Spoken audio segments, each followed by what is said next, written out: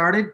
I'd like to open the Conservation, Sustainability, and Green Initiatives meeting for November 24th. Can the Deputy Majority Council please take the minute attendance? Sorry. Sure thing. Mr. Reinhardt. Yeah. Mr. Epicoro. Here. Mr. Fine. Here. Mr. Commisso. All right. Ms. Plotsky. She told me she might be late. Okay. Mr. Simpson is here. He's muted. Yep. Mr. Tunney Yeah, I'm here. Sorry. and Ms. Lockhart. Here. Okay, we have a short agenda, only 2 items. The first is to approve the previous meeting minutes. Do I have any comments on those minutes? Is there a motion to approve? Motion to approve. Okay, Matt, motion. Do we have a second? Who's that? Who seconded? Aurora. Okay, second. All in favor? Aye. All opposed? All right, it's unanimous. Okay, the other item we have is the Resolution 384 pertaining to the Albany County Planning Board in consideration of critical view sheds of the Helderberg Escarpment. I do have some comments on this. I don't know, Jeff, if you want to explain your thinking in terms of the language that you amended. Yeah, thank you, Bill. You recall from the last meeting that it was suggested that perhaps the legislation could be beefed up a little bit to have more of a call to action. So what has been proposed is a second resolve clause that specifically charges the county planning department with doing a viewshed and scenic resource assessment in the pertinent areas that's described in the resolution, so that the planning board would have a sort of a benchmark or a resource to use as it considers applications and their impact on the views. And it also would be consistent with the county's planning board's role as sort of a resource for other a regional resource for other municipal planning departments in terms of identifying the key priorities with regard to this issue, since they do cut across several individual townships and jurisdictions. So it's an appropriate role for the county planning department. Okay, thank you, Jeff. Now, Rebecca, did you had some comments you wanted to share? I did have some issues with the amended language. I did speak with Minority Council earlier today regarding those concerns, specifically with regard to the second sentence of the second resolve clause in the amended language. Essentially, the county does not currently have a comprehensive plan, and even if it did, it couldn't be amended via resolution. There's an extended process for amending such a plan. And I had also spoken with Mr. Reinhardt earlier, and he indicated that he had some further concerns that he wanted to elaborate on. Okay. Mr. Reinhardt, if I just a technical thing. Yeah. Artist, you're muted. I don't know if you're trying to speak. It's *6. Just wanted to say that. Who's muted? The Minority Council. I don't expect him, but I can see now he's unmuted. Yeah, I'm here. I'm just listening right now. Thank you. Okay. So Rebecca mentioned that we had spoken. I had called Laura Travison, the county planner, earlier today to ask her some questions and to get her reaction to this. It did raise some issues in my mind, and I want to preface this by saying, you know, I'm a co-sponsor of this, and I do see the value in doing this kind of viewshed assessment. The problem that Laura highlighted for me is really 2 things. One is she's leaving soon. She's taking a job elsewhere. And so our planning resources are, I would say, beyond bare bone. All we have is Laura DiGaetano, who's doing most of the environmental things that are, you know, laid out in the budget and other other documents about what we do in planning. But we don't really have the capacity to do this kind of thing right now. And I have to say, I have to confess, because some of you know, I had issue with some of the steps we did in terms of the economic development department, which really isn't a planning department. It's an economic development department. It has planning in it, but it doesn't really do much planning anymore. And we don't have the requirements for a planning background in the part of the position now held by Kevin O'Connor. We don't really have much capacity at all to do planning right now for the county. And this sort of came out as I was having my conversation with Laura about how we might proceed to try to do this kind of assessment. And the resources just really aren't there. I personally would like to see us at some point, and I realize now maybe not the time, and definitely not this budget cycle, to address how do we actually do comprehensive planning in Albany County? And that's a question both for the resources that we have to do it with, which really aren't there now, and the staffing. So the problem that I see with this is not that what Jeff has put forward isn't a good idea. I do think it's a good idea, but I just don't see us being able to actually do it right now. So that's kind of those are my comments. And I'm I want to hear from others.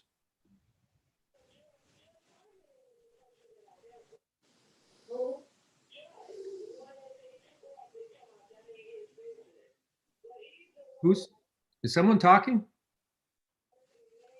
Is one of us talking? It was Merritt's background.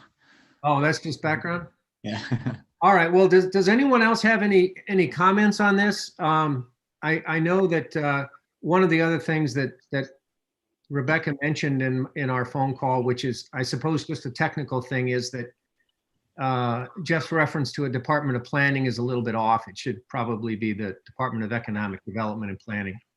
But are there, if anyone has any other comments, let's hear them now. Otherwise, I think my feeling is that maybe we should table this again and just figure out how we can actually proceed with this.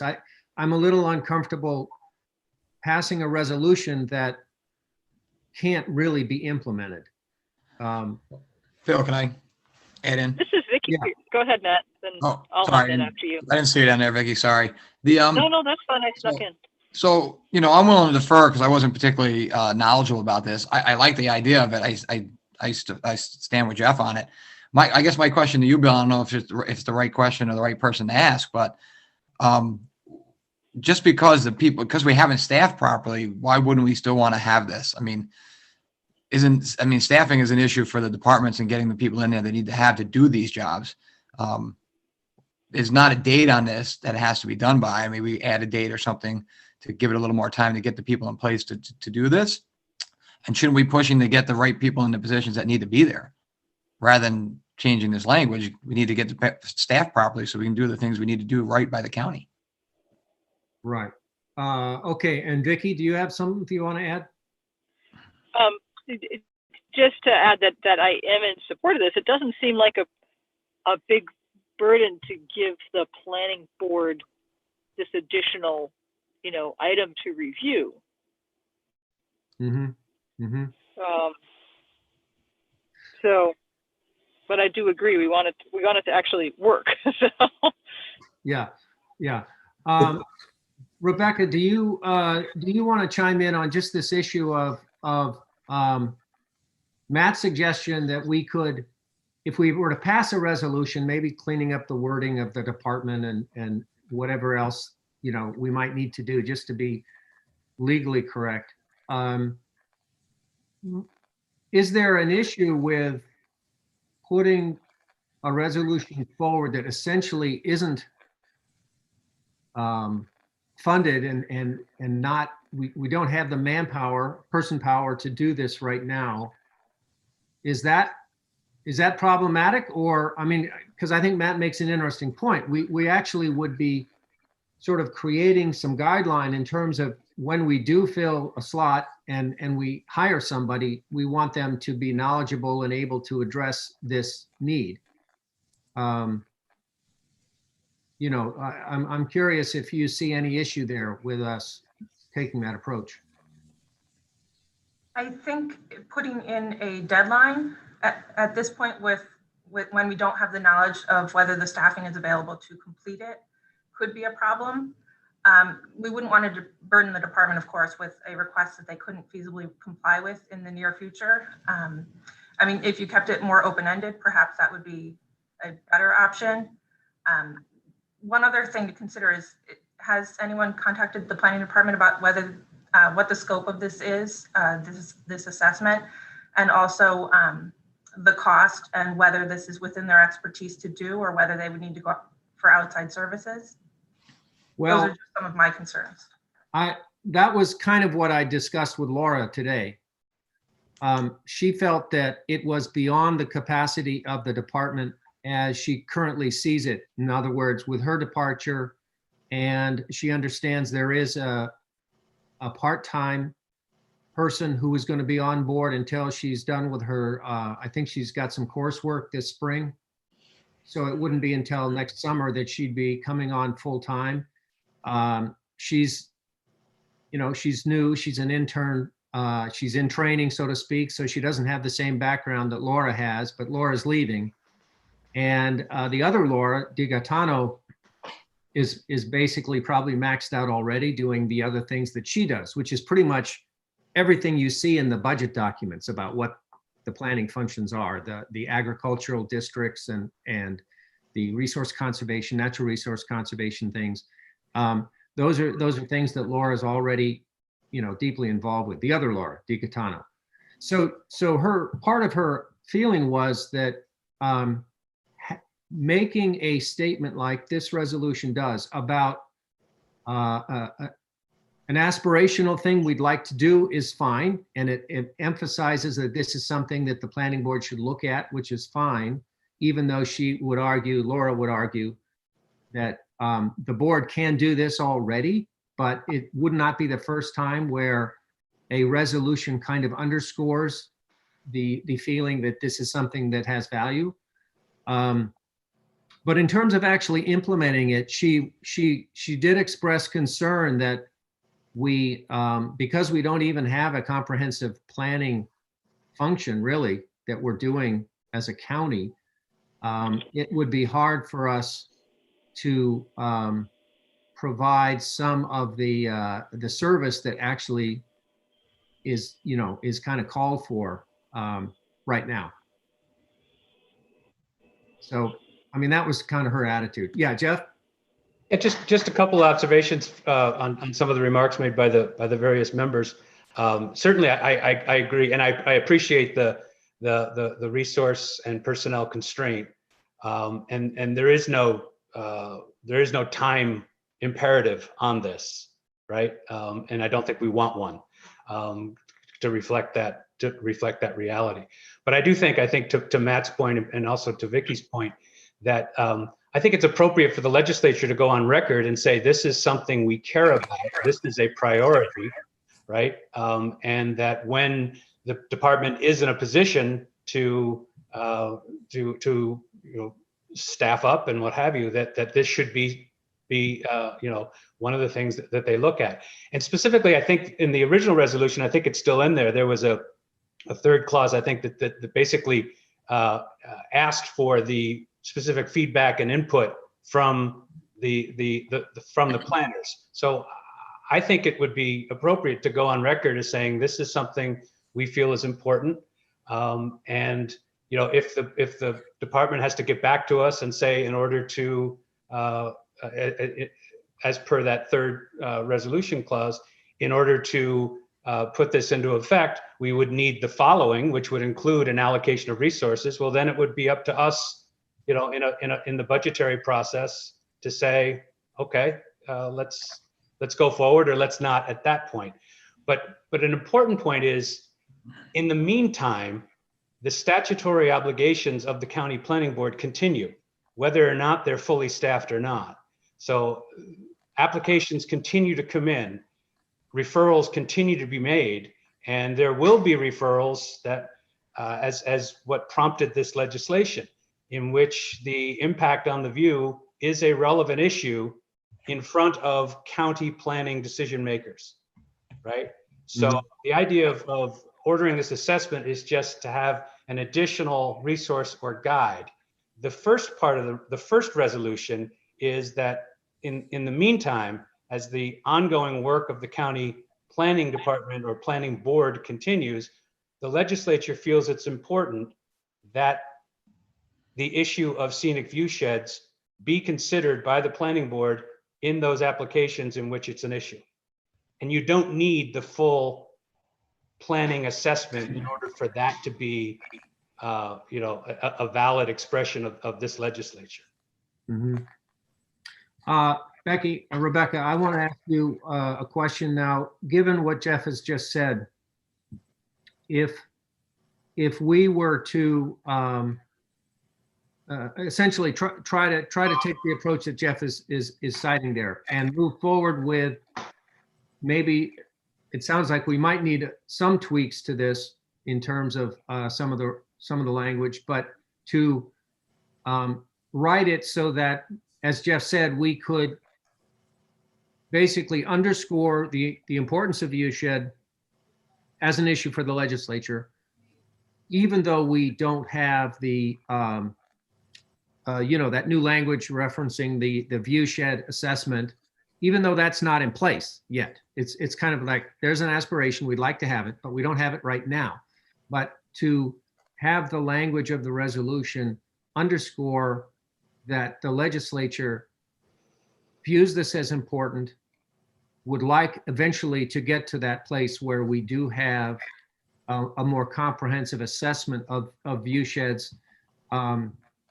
And, can we have language that kind of allows us to do both, to proceed to underscore the importance of this issue, even though we don't have the manpower right now to do that assessment, or the resources to hire a consultant to do that assessment. Can we do both in this if we modify language slightly? You're on mute. Sorry. I think if the language was modified to definitely, my recommendation anyway, would be to remove the second sentence of the second resolved clause, the new resolved clause, also to change the department name to the accurate name, and also include a charge to report back to the legislature. I mean, we would need to kind of see the language to also ensure that it's not an urging resolution versus a resolution that has some teeth to it, which we've discussed before, and was, I think, the reason Mr. Purley went back some and provided this new language. But those are some of the changes that we would definitely suggest. All right.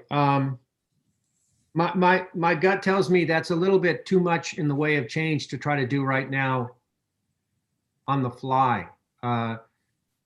Jeff, are you okay if we table this again with the objective of coming back with that modified language at the next meeting? It's fine. This can continue to be a work in progress. That's fine, as long as we continue to refine it and strengthen it, and yeah, that's fine.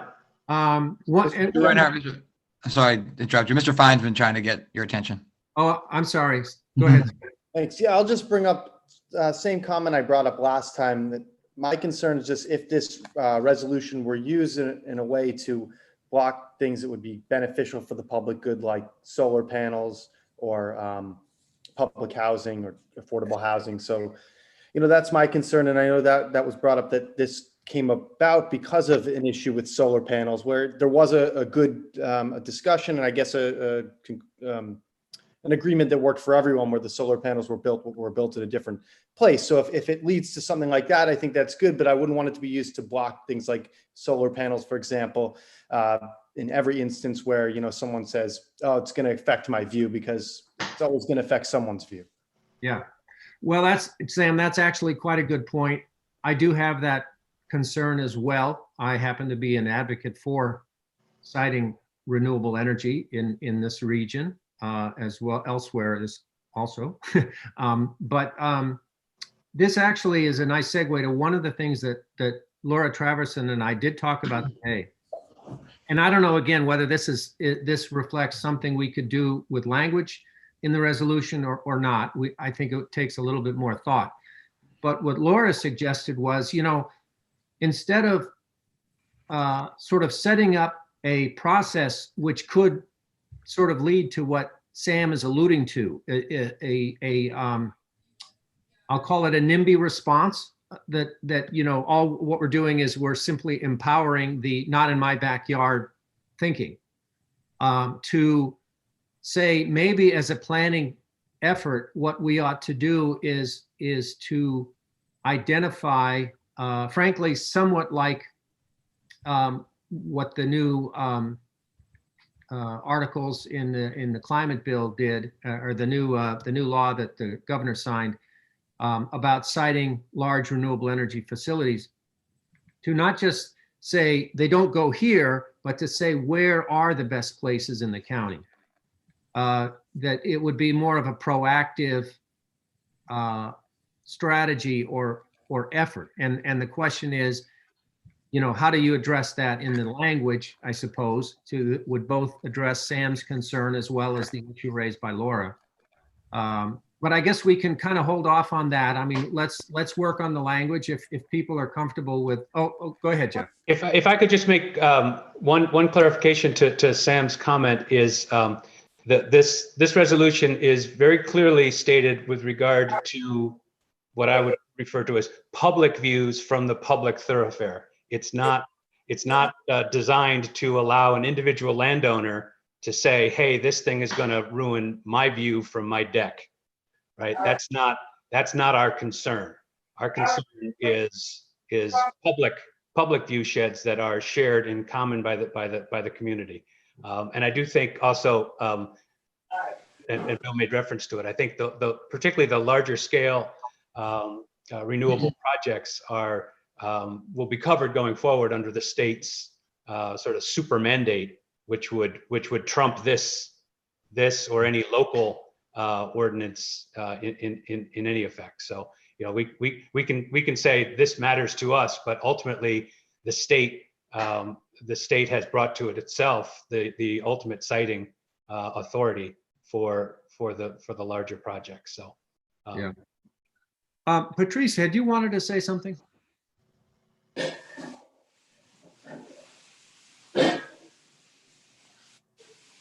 Patrice, did you want to say something? Did you put your hand up? Yes, Looks like she's trying to unmute herself.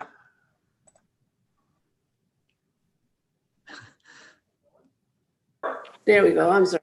Yes, Mr. Chairman, I've been listening to everything. Some of the things I'm concerned have been said by my colleagues, but I'm very much in support of this. And I'd like to see us not just put something out there that is kind of, well, we don't do urging resolutions, okay?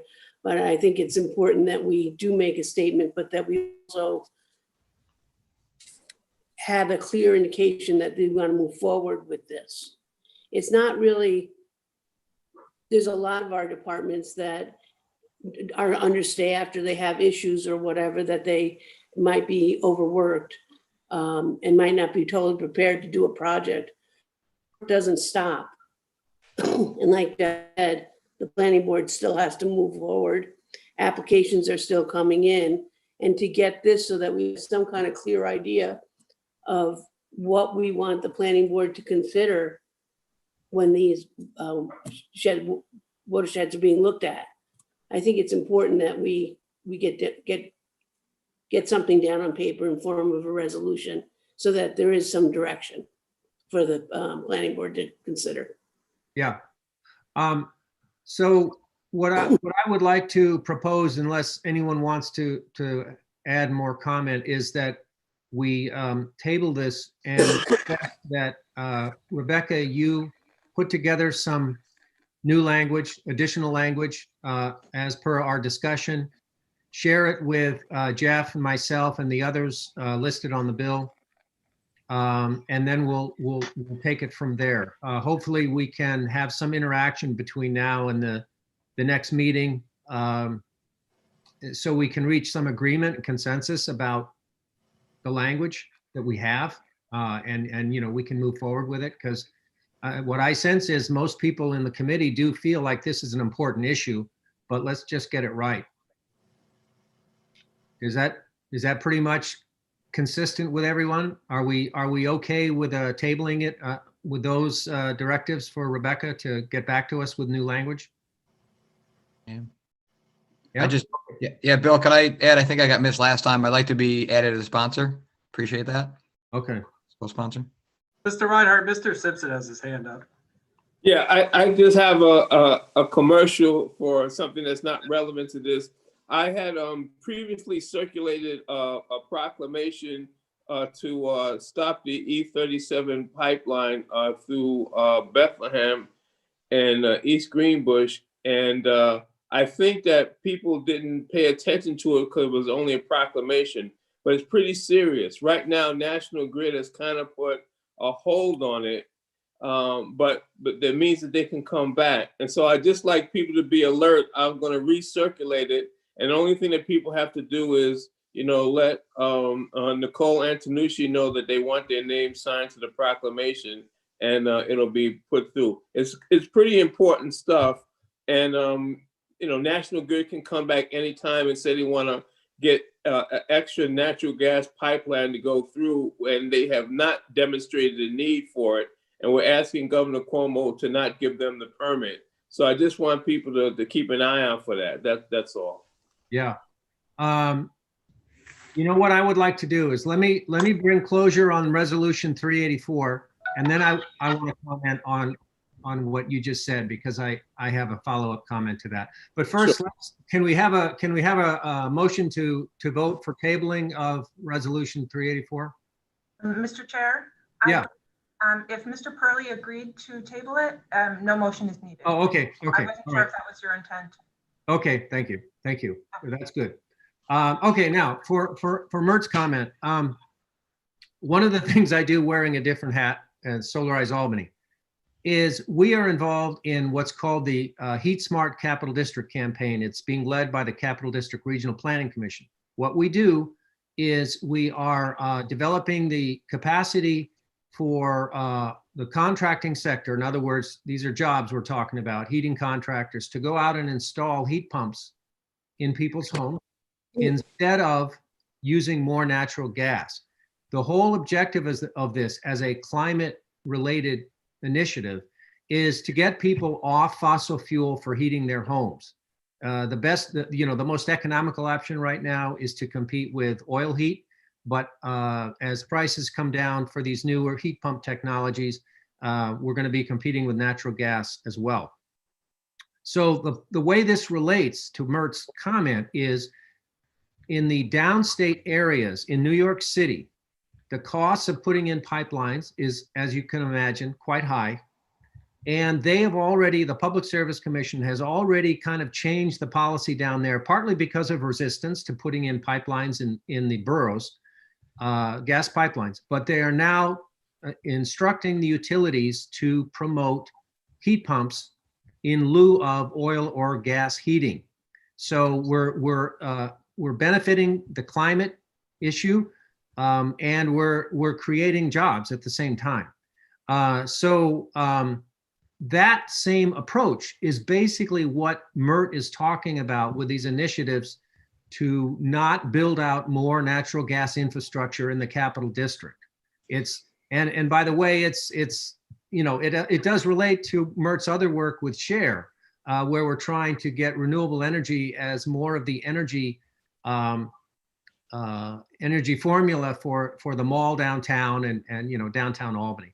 So that's just a little background for you, perhaps more than you all wanted to hear, but I wanted to share that with you, being an energy wonk like I am.